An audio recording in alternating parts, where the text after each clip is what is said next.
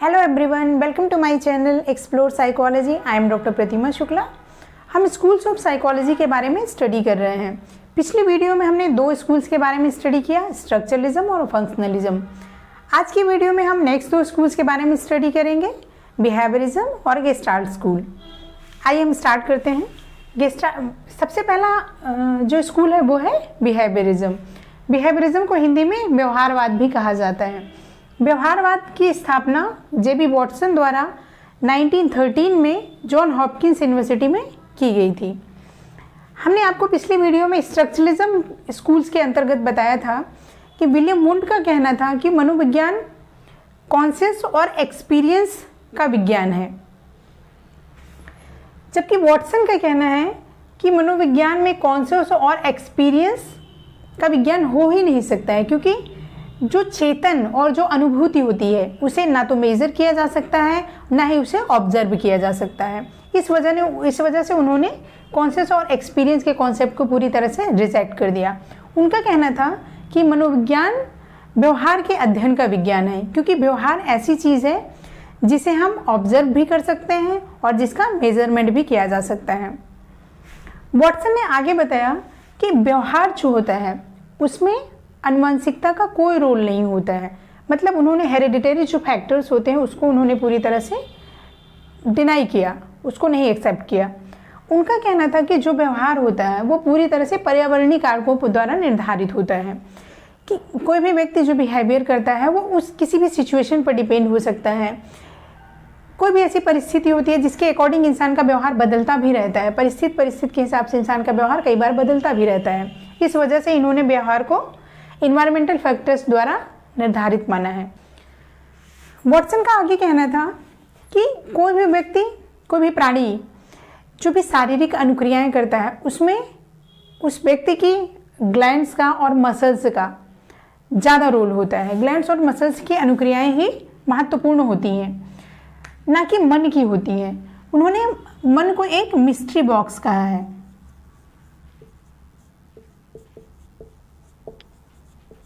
मन को उन्होंने एक मिस्ट्री बॉक्स कहा। एक्चुअली इन्होंने मन के अस्तित्व को स्वीकार ही नहीं किया, पूरी तरह से रिजेक्ट कर दिया। इसी वजह से इनकी साइकोलॉजी को माइंडलेस साइकोलॉजी कहा जाता है। जो बिहेवियरिज्म है, बिहेवियरिज्म स्कूल को साइकोलॉजी का सेकेंड फोर्स कहा जाता है। बिहेवियर की स्टडी करने के लिए वॉटसन ने एक मेथड दिया जिसे मेथड ऑफ वर्बल रिपोर्ट कहा जाता है। बिहेवियरिज्म स्कूल को आगे बढ़ाने में और भी कई साइकोलॉजिस्ट हैं जिनका बहुत बड़ा कंट्रीब्यूशन रहा है, जिसमें से पहले हैं स्किनर। स्किनर ने ऑपरेंट कंडीशनिंग पर स्टडी की।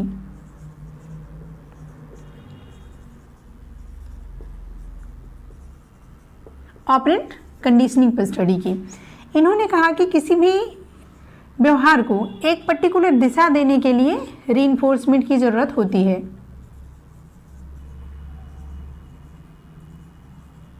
इन्होंने व्यवहार को एक निश्चित दिशा में मोड़ने के लिए रीइंफोर्समेंट को इम्पोर्टेंट माना। अगले जो साइकोलॉजिस्ट हैं वो है टोलमैन। टोलमैन ने कहा कि जो व्यक्ति व्यवहार करता है वो क्या होता है, गोल डायरेक्टेड होता है।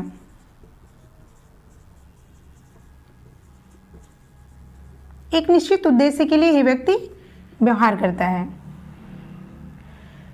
इसी वजह से इनकी स्टडी को पर्पजिव बिहेवियरिज्म कहा गया। Purposive behaviourism.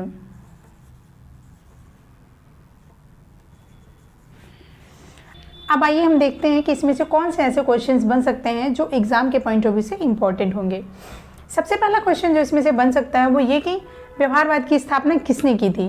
तो जेबी वॉटसन ने की थी। किस ईयर में की थी, 1913 में की थी। कहाँ पर की थी, या ऐसे पूछ सकते हैं कि किस यूनिवर्सिटी में की थी, तो जॉन हॉपकिंस यूनिवर्सिटी में की थी। अगला क्वेश्चन जो पूछा जा सकता है वो ये कि व्यवहारवाद में किसका अध्ययन किया जाता है, तो व्यवहार का अध्ययन किया जाता है। एक और क्वेश्चन जो इसमें से बन सकता है वो ये कि जेबी वॉटसन ने व्यवहारवाद के अध्ययन में इन्वायरमेंटल फैक्टर को महत्वपूर्ण माना। ऐसे पूछ सकते हैं ना कि किसको महत्वपूर्ण माना। उसमें ऑप्शन में आ सकता है हेरिडिटरी, इन्वायरमेंटल और एक दो ऑप्शन और हो सकते हैं। उसमें से हमें इन्वायरमेंटल को सेलेक्ट करना है। नेक्स्ट जो क्वेश्चन इसमें से बन सकता है, यह कई बार बहुत बार पूछा जा चुका है कि माइंडलेस साइकोलॉजी किस स्कूल के अंतर्गत आता है? बिहेवियरिज्म के अंतर्गत आता है। दूसरा, यही इसी सेम क्वेश्चन को अलग फॉर्मेशन में पूछा जाता है कि माइंडलेस साइकोलॉजी का कॉन्सेप्ट किसने दिया? तो जेबी वॉटसन ने दिया। एक और क्वेश्चन जो इसमें से बनता है वो ये कि जेबी वॉटसन ने मिस्ट्री बॉक्स किसे कहा? मन को इन्होंने मिस्ट्री बॉक्स कहा। नेक्स्ट क्वेश्चन जो इसमें से बन सकता है वो कि सेकेंड फोर्स ऑफ साइकोलॉजी किसे कहा जाता है? तो बिहेवियरिज्म को सेकेंड फोर्स ऑफ साइकोलॉजी कहा जाता है। व्यवहार का अध्ययन करने के लिए वॉटसन ने कौन सा मेथड दिया?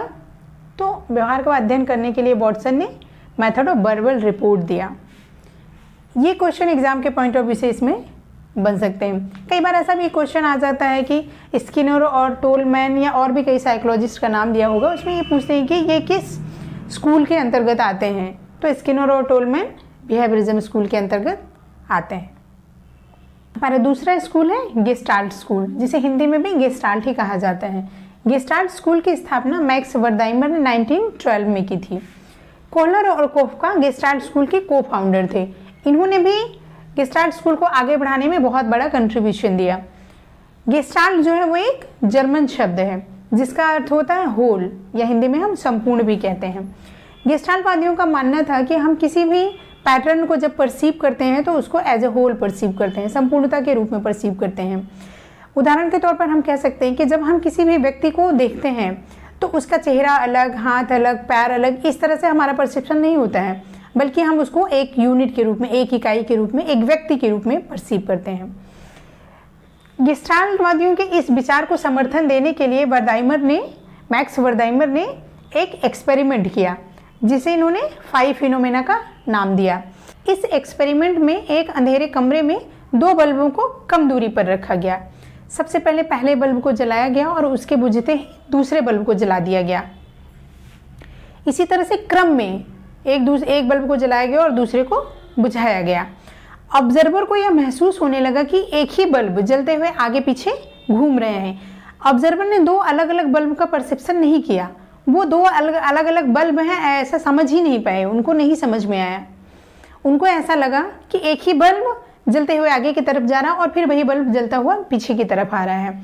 इस इल्यूजन को गेस्टाल्टवादियों ने 5 फिनोमेना कहा।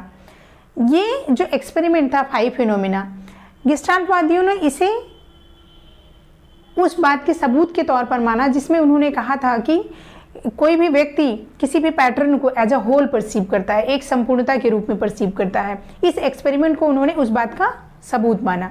आगे वर्दाइमर ने 3 तरह की थिंकिंग बताई हुई है, 3 types of thinking, type A thinking, type B और टाइप वाई थिंकिंग, जिसमें टाइप ए थिंकिंग को प्रोडक्टिव थिंकिंग कहा जाता है। प्रोडक्टिव थिंकिंग जो होती है वो किसी भी समस्या के समाधान से संबंधित होती है। जो प्रोडक्टिव थिंकिंग व्यक्ति करता है तो वो किसी भी समस्या का एक निश्चित डायरेक्शन में समाधान ढूंढ लेता है। और जो टाइप बी थिंकिंग होती है वो पार्शली प्रोडक्टिव होती है और पार्शली नॉन प्रोडक्टिव होती है, पार्शियल होती है। ये पार्शली प्रोडक्टिव भी होती है और पार्शली नॉन प्रोडक्टिव भी होती है।